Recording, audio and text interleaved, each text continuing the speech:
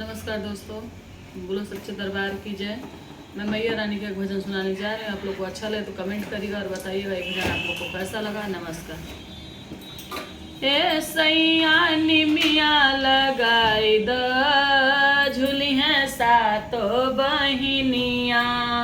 ए सैया निमिया लगाई द झूली है सातो बहिनिया। सातो बहिनिया हो सातो बहिनिया, दुअरा पे निमिया लगाई द झूली है सातो बहिनिया। दुअरा पे निमिया लगाई द झूली है सातो बहिनिया। माई के मूर्तिया जैसे चंदा के सूरतिया, माई के मूर्तिया जैसे चंदा के सूरतिया, मोरी मैया के दिल में बसाइला। हे सैया निमिया लगाई दा, मोरी मैया के दिल में बसाइला। झूली है सातो बहिनिया। हे सैया निमिया लगाई दा, झूली है सातो बहिनिया।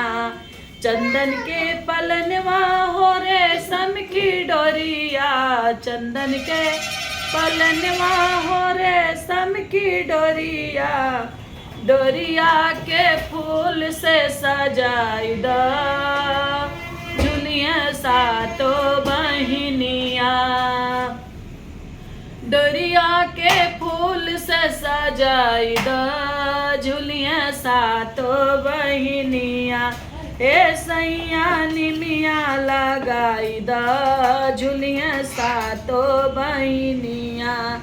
अरे के ही झूलई है माई के ही गई है कजरिया, के हो झूलई है के हो गई है कजरिया।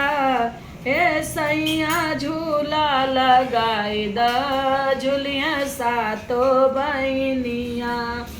ए सैया झूला लगाई द झूलिया सातो बहिनिया। मैया झूली है बेटा झूलई है, मैया झूली है बेटा झूलई है। किरण भगत गई है कजरिया, हे मैया निबिया के तरिया। किरण बेटी गई है कजरिया, हे सैया निमिया लगाई द। 56 भोग 32 व्यंजन बनैबे, 56 भोग 32 व्यंजन बनैबे। भोगवा लगई है सातो बहिनिया, हे मैया निमिया के तरिया। भोगवा लगई है मोरी मैया, हे सैया निमिया लगाई द। जय माता।